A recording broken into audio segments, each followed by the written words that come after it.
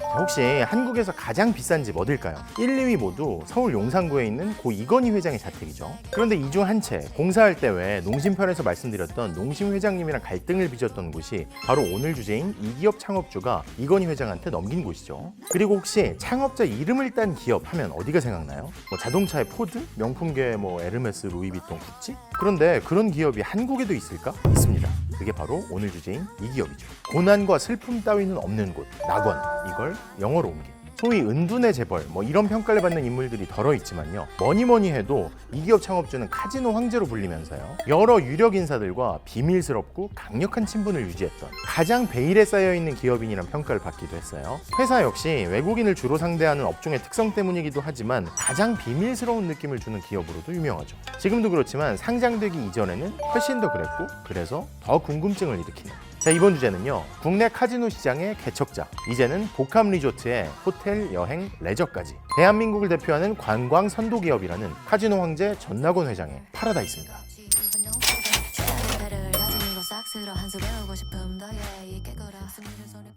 아까 왜 창업주 이름에서 회사 이름을 따왔다고 했잖아요. 근데 이 기업 창업한 회장님 이름이 낙원이었어요. 전낙원, 낙원 파라다이스. 자, 이분 아버지가 남북한 각지에 교회를 14곳이나 개척한 목사님이었는데요. 한 사회 원로에 따르면 이분이 당시로서도 모범적인 생활을 하는 종교인이었대요. 이분이 기독교적인 세계관을 가지고 외아들의 이름을 지은 거죠. 낙원, 에덴 동산, 파라다이스 이런 거죠.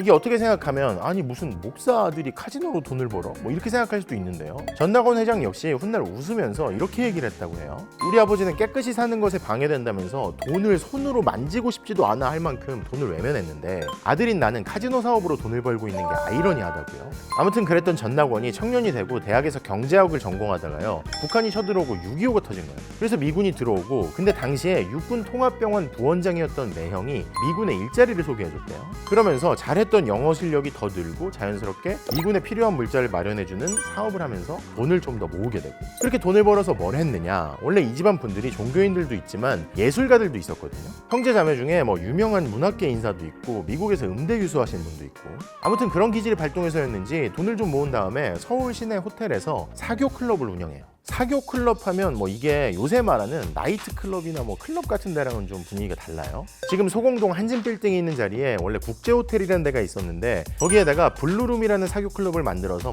재즈 같은 거 연주하게 하고, 그래서 외국인들뿐만 아니라 장안에 좀 잘 나간다는 사람들, 연예인들 모여서 노래 듣고 만나고 하는, 그러다 또 이 사교 클럽을 옛날 조선 호텔로 또 옮겨서 운영하고요. 참고로 이 장소들 모두 한국의 재즈 역사에서 중요한 곳들이었다고도 하죠. 그러면서 사업가로서 이름이 나고 또 관광협회 임원도 하고 그랬는데, 외국인들을 많이 상대하니까 미국 라스베가스의 카지노, 마카오의 카지노 이런 카지노 산업에 관심이 생기더래. 그러던 60년대 중반, 이 30대 중반의 전낙원한테 변화의 계기가 찾아옵니다. 역시 미군 관련 사업으로 돈을 벌고요, 인천에 있는 옛 영국 영사관 터에다가 자기 돈으로 큰 호텔을 짓는 사업가로부터 제안을 받게 된 거예요. 광복 이후에는 왜 한동안 큰 호텔이라고 하면 정부가 맡아서 운영할 때인데 내가 호텔을 지으려고 한다. 당신이 영어도 잘하고 인맥도 좋고 세련됐고 영업 수완도 있는데 나랑 같이 한번 해보자. 그렇게 30대 중반을 지나던 전낙원은 사교 클럽을 벗어나서 더 큰 무대, 호텔 사업에 도전하게 된 거죠. 그런데 60년대 중반이면 국내 여행 수요는 물론이고요, 1965년이면 국내에 입국하는 외국인 수가 한 해에 한 3만 명 정도밖에 안 될 때니까 아무리 당시에 외국인이 많이 모이는 지역의 대형 신식 호텔이라고 해도 영업이 녹록진 않았을 거 아니에요?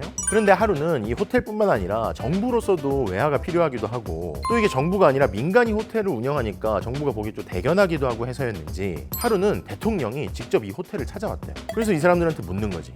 내가 도와줄 게 없겠느냐. 그래서 뭐라고 했느냐. 한일국교도 재개됐고 외국인 손님도 갈수록 늘어날 텐데 카지노를 열게 해주시면 영업이 도움이 될 것 같습니다. 이런 입장을 전했대요. 그러면서 무엇보다 이게 외화 획득에 도움이 될 겁니다. 카지노가.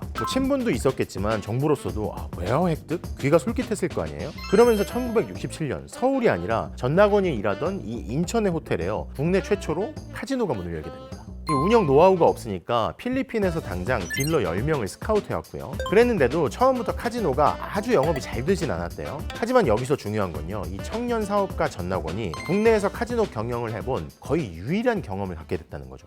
수요는 있는데 경험자가 없다. 그러면 몸값이 뛰기 마련이죠. 청년 전낙원이 인천 올림포스 호텔에서 카지노를 성공적으로 개장한 직후에요, 이번엔 아예 정부에서 카지노 사업 경험자를 찾기 시작합니다. 정부에서 카지노 사업 경험자를 왜 그랬을까요? 왜 예전에도 말씀드린 적이 있지만요. 훗날 선경그룹, 지금의 SK그룹이 인수하게 된 워커힐 호텔이 애초에는 미군 등을 위한 휴양시설로 만들어졌다고 했잖아요. 그래서 호텔 이름도 미군 장성의 이름을 기려서 워커힐이고 그 안에는 뭐 더글라스 하우스 등등 미군 장성 이름을 기려서 만든 여러 시설들이 있고, 근데 정부가 워커힐을 맡아서 운영하던 시절에 계속 적자가 나니까요. 이게 당장 나라에는 외화가 필요한데 외화는커녕 운영비도 나오기가 어려운 상황이니까 외국인 전용 카지노를 정부에서 열고 싶었던 거예요. 근데 카지노를 막상 운영해본 사람이 없잖아. 그래서 군인 출신의 관광공사 총재가요, 이 30대 후반의 전낙원을 계속 찾아와서 설득하게 됐던 거죠. 뭐 지금 생각으로 하면 당시 땡 잡았네, 그걸 왜 안 하겠어 싶을 수도 있지만요. 당시로서는 외국인 관광객이 한 해 뭐 3만 명을 넘어가지고 고작 이제 10만 명 정도에 이를 때인데 이게 어떻게 될 줄 알고 덥석 물었다가 잘 안 되면 정부가 책임도 안 질 거 아니에요. 그래서 당시에 전낙원 대표가 계속 이걸 사양하면서 피해 다녔대. 그러니까 막 군인 출신의 총재가 막 친구들 지인 다 동원해가지고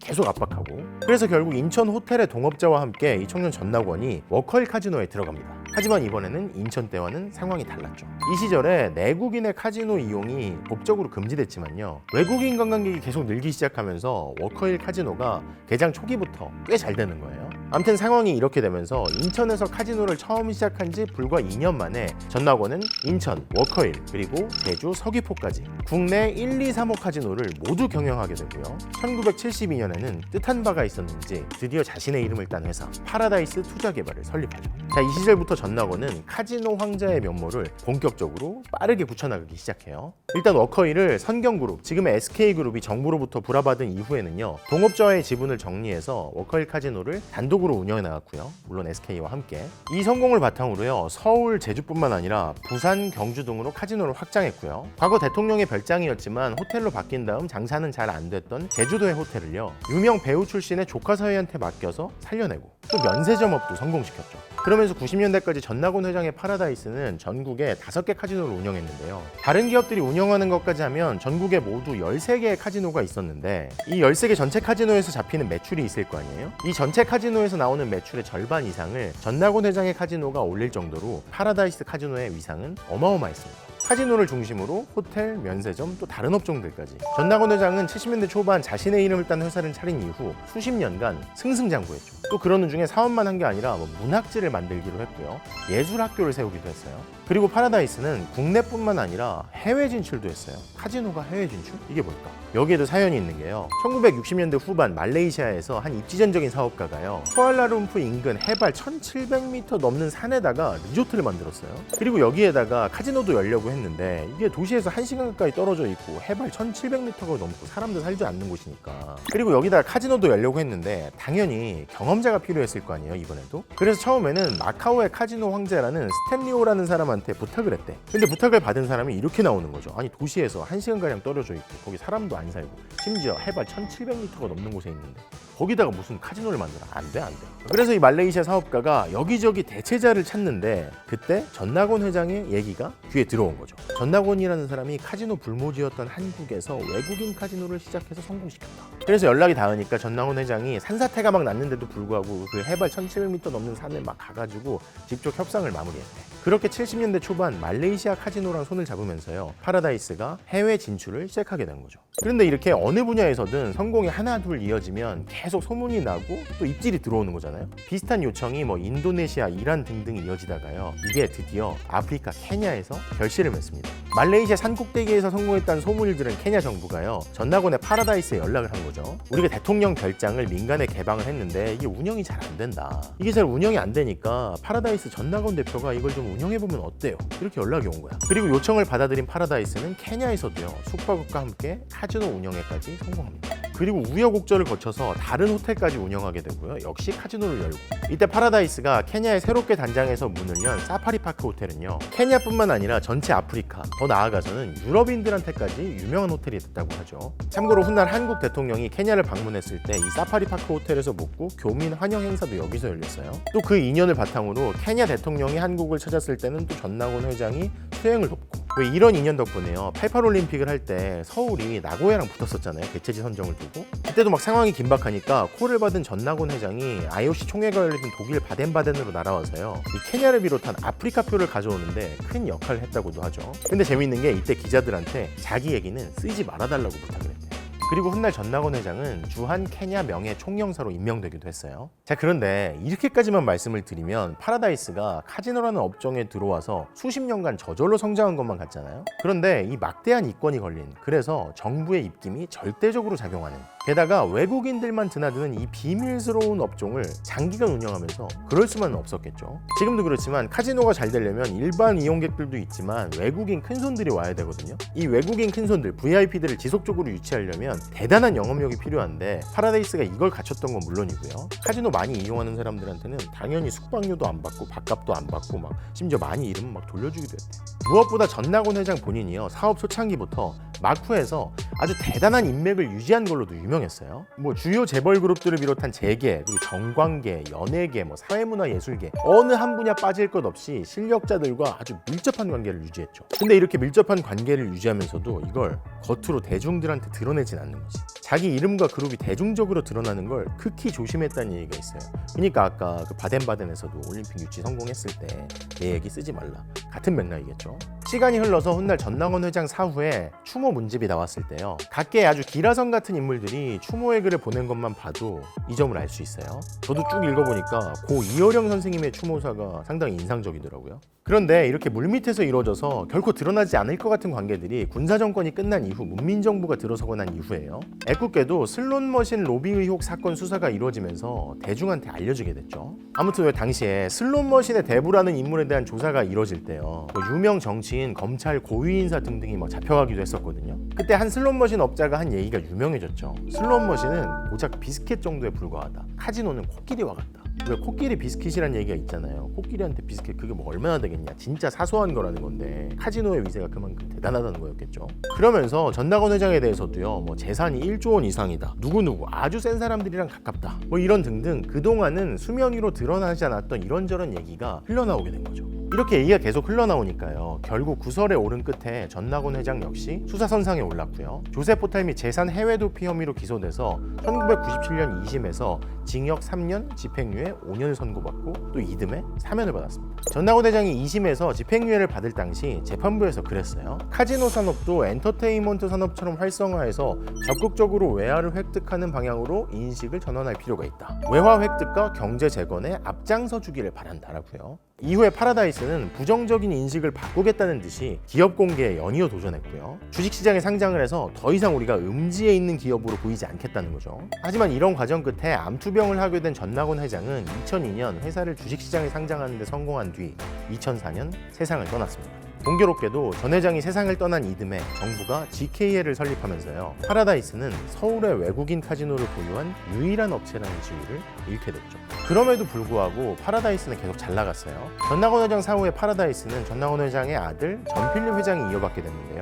이 이름 역시 낙원, 필립, 다 약간 기독교적인 가치관을 담고 있는 거죠. 파라다이스는 경쟁자들의 등장에 따른 우려와는 달리 강력한 영업력을 앞세워서 카지노 업계 1위 자리를 지켰습니다. 여기에 대해서 놀랍다는 평가가 당시에 많았어요. 왜냐면 외국인들이 주로 인천공항, 김포공항 서쪽에서 들어오잖아요. 워커힐 카지노는 동쪽 끝에 있고, 근데 정부가 전낙원 회장 소천 이듬해에 허가를 내준 게 여기서 중간인 남대문 그리고 강남이었거든요. 근데 이런 상황을 딛고 파라다이스의 워커힐 카지노가 1위 자리를 서울에서 유지하는 거죠. 전필립 회장 체제에서 파라다이스는 카지노 기업을 넘어서 복합 리조트 기업이 되겠다면서요, 지난 2017년 야심차게 거액을 투자해서 영종도에 파라다이스 시티의 문을 열기도 했는데요, 중국에서 한한령이 내려지고 한일 관계가 악화돼서 외국인 관광객이 줄어들고, 그래서 카지노 외국인 이용객이 줄어들고, 이런 상황에다가 코로나 사태까지 겹쳐서 카지노와 리조트 경영은 더 어려워질 수밖에 없고, 코로나 사태의 여파를 어떻게 극복하느냐가 파라다이스한텐 특히 더 큰 과제가 된 거죠.